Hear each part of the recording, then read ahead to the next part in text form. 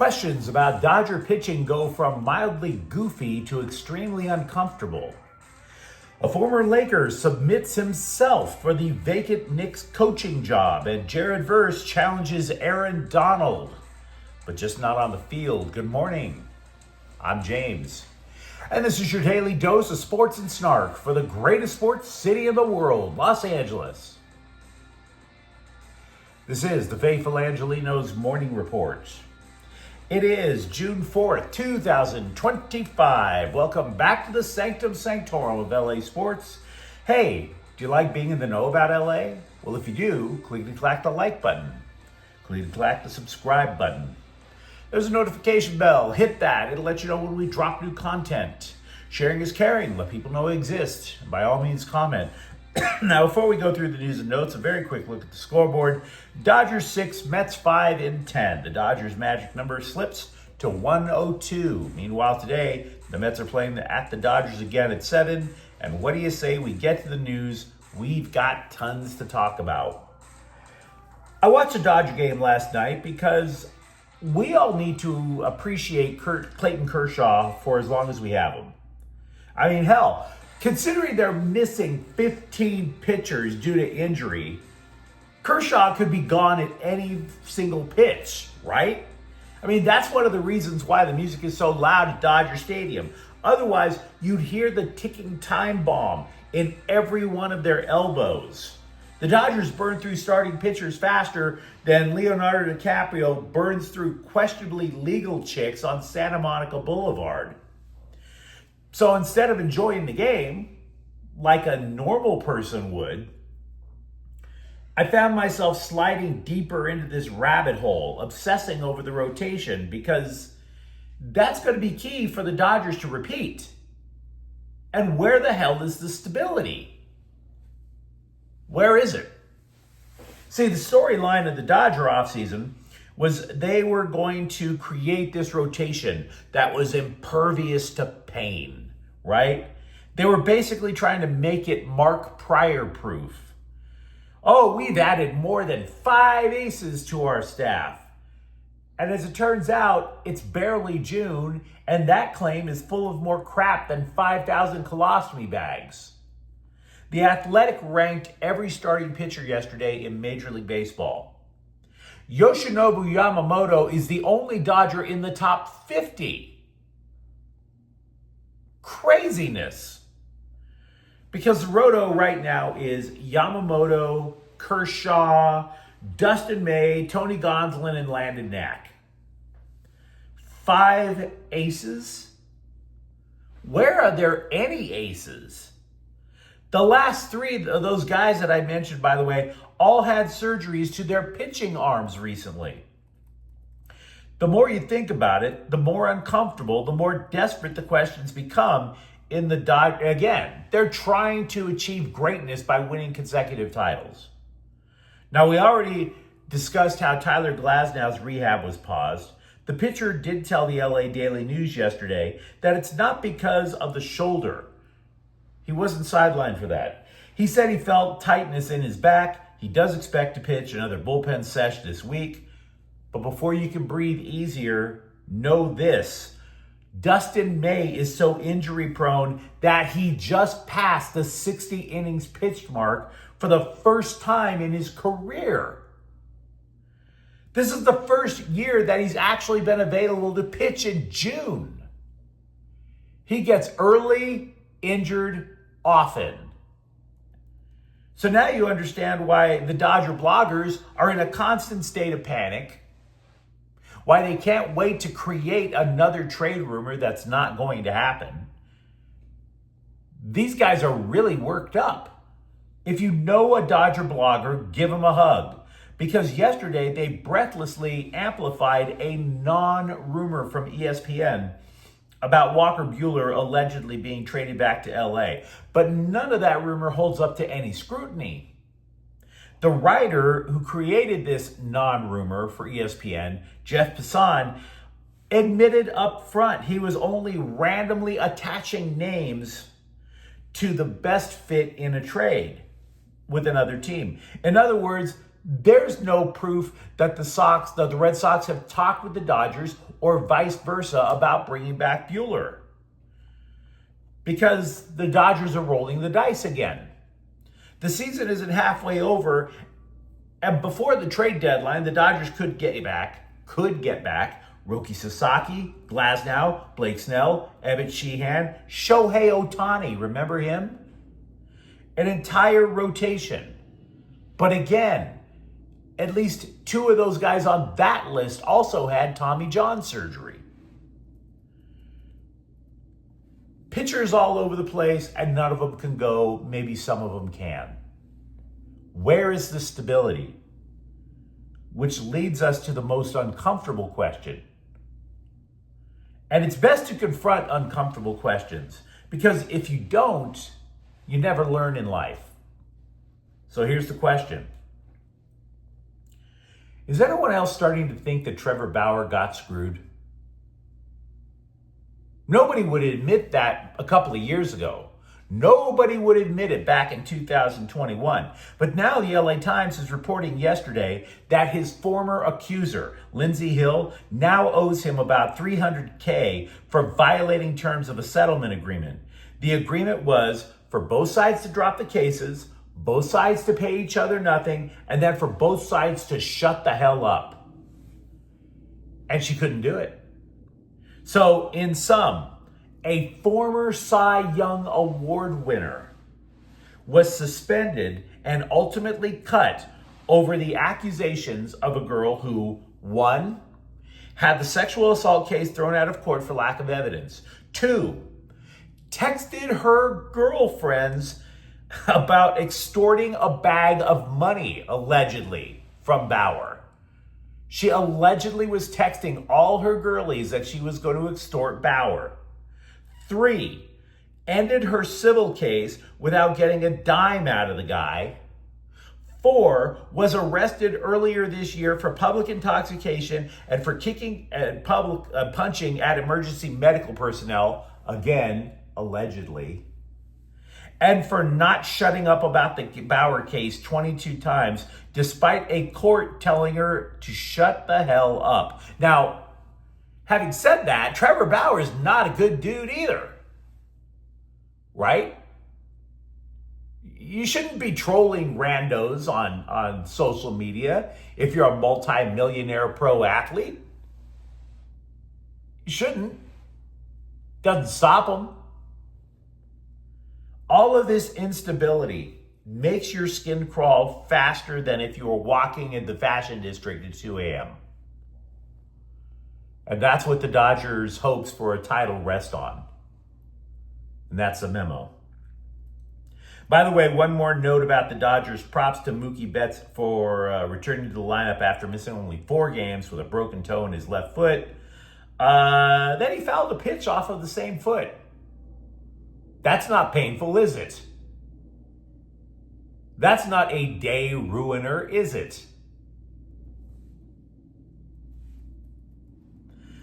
Former Lakers forward Meta Sandiford Artest, formerly known as Meta World Peace, and when we hoped he was still sane, formerly known as Ron Artest, could not wait for rigor mortis to set in on Tom Thibodeau's corpse before he threw his name in the hat for the vacant Knicks job. Tom Thibodeau's body was still warm, and Artest is lobbying for the gig. Artest literally wants to push the dead guy off the chair and take the seat without even wiping it down. Now, instead of going through LinkedIn or having his agent call the team, like a professional would, Sandiford Artest chose what he thought was the best route. He went to Twitter. Quote, "I want every bit of the smoke in NYC. I'm 100% in and ready to head coach the great Knicks. Queens bred, dominated my high school era, 3 championship, singular, 3 championship at the Rucker and never lost one at Rucker. Meta is ready for the city. Hashtag the city is mine," unquote. Hashtag you have no chance in hell at the job.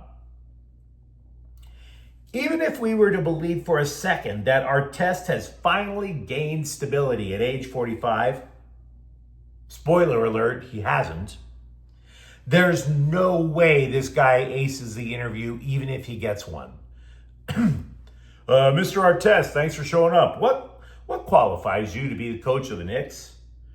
Well, thank you. I'm glad you asked. I never lost at Rucker Park. Never did. All the boys will tell you that. Mr. Artest, where do you see yourself in 5 years? Glad you asked. Well, in 5 years, I'll have taken in all the smoke in NYC. All of it. Very good. Do you have any references? Glad you asked. I'm sure you've heard of Kobe Bryant. Give him a call. He'll vouch for me. Which is a very weird answer, but you could see him giving it. Let's be honest. And it's better than for him to try to find any references in Indiana. But that's another story. Rams edge rusher Jared Verse was super brash at his first practices last year. The coaching staff corralled the wild horse a little bit, but that's not going to last. Get Verse like 5 yards away from Sean McVay, and that dude's mouth is running faster than Jimmy Butler is away from child support people. Verse challenged Aaron Donald to lift with him. Aaron Donald, the most maniacal workout warrior in NFL history, said Verse, quote, "Nah, he don't want that. He's not ready for that. He's not ready for that. That little 500 bench he had, he's not ready for that. I'll be moving weight. I'll be moving weight. Whenever he's ready for a workout, I'll be seeing his little Instagram posts, the dumbbell benches. He can get at me whenever he's ready," unquote. Now, I love Jared Verse. So I say this out of love. This is a battle you do not want. Aaron Donald didn't retire from football to recover. Aaron Donald retired from football to pursue his true passion, lifting more weights. The only thing that Aaron Donald enjoys more than lifting, it ain't football. It's making other people puke from lifting weights. That guy, that's his kink. He's a relatively straight-laced guy, but man, that is his fetish, making people puke from lifting weights. They're still cleaning up the vomit that Puka Nacua left on the floor when he tried to lift with Aaron Donald. Now, Matthew Stafford tells this story about a Make-A-Wish kid who went to Rams practice, right? Quote, "So Donald is like, 'Cool, come work out with me.' Immediately, I was like, 'Whoa, what's about to go down?' 30 minutes in, Donald is just ripping curls out. Next thing you know, this kid is puking in the trash can in the hallway. And Donald is like, 'If you want to be AD, you got to work like AD,' unquote." You heard me right. Jared Verse took a Make-A-Wish kid and instead of giving him an autographed picture, made him puke in a trash can. I'm sure the medical team was thrilled. Jared Verse's mouth is writing checks that his gastrointestinal tract is not going to be able to cash. The Rams also signed running back Jerquez Hunter. That leaves only one player in the draft class without a contract. It's their top pick, tight end Terrence Ferguson. With week 2 of organized team activities underway, tackle Rashawn Slater is still not on the field for the Chargers. The guy who protects Justin Herbert's blind side is up for a contract extension. The Chargers have a little bit more than $100 million in cap space for next year. And yet, nothing is getting done. Now, to be clear, I'm not suggesting if you're a Bolts fan, you should panic. The first day you might consider panicking is June 10th, because that's the start of mandatory minicamp. OTAs are just voluntary. If he's not on the field on June 10th, that's a holdout. As for the Bolts offensive line, yesterday Zion Johnson lined up at center with Brad Bozeman at left guard. The two have swapped positions or might continue to swap positions since last year. Tuesday was the first day that Johnson worked at center during 11-on-11 drills. Jim Harbaugh said the two are going to be flipping back and forth for a while. Now, Jim Harbaugh will forget more about football than I will ever know, and I realize that. But I'm not sure this is a great idea. If you recall, the Rams were doing something similar last offseason. And their line wasn't straightened out until they finally said to hell with it and switched things back about halfway through. Bloggers covering the Chargers continue to hate on Quentin Johnston, and I don't have a problem with it. But it is worth noting that Johnston is lining up with the first team still. Charger coaches are doing that on purpose because they're saying rookie wide receiver Trey Harris simply isn't fit enough to join the first team. They're going to intentionally bring the rookie along slowly. So, don't buy into the Quentin Johnston trade rumors just yet. The Kings have retained a restricted free agent, right winger Martin Chromiak. He spent much of the last 3 years with the Ontario Reign. This is a two-way contract, which means there's every single reason to believe he's going back to the IE. My condolences. Sparks forward Rickea Jackson returned to practice Tuesday and told the Scribe she is pretty sure she will play Friday. Good. Because the season is 1/5 over, the Sparks are woefully under 500, and they have lost every single game that she didn't play in. She was the only reason to watch an otherwise dreadful roadkill team last year. They need her. They're terrible without her now. Angel City leads all team evaluations in the NWSL at $280 million. This is according to Forbes magazine, and I don't care. It's not news. None of us should care.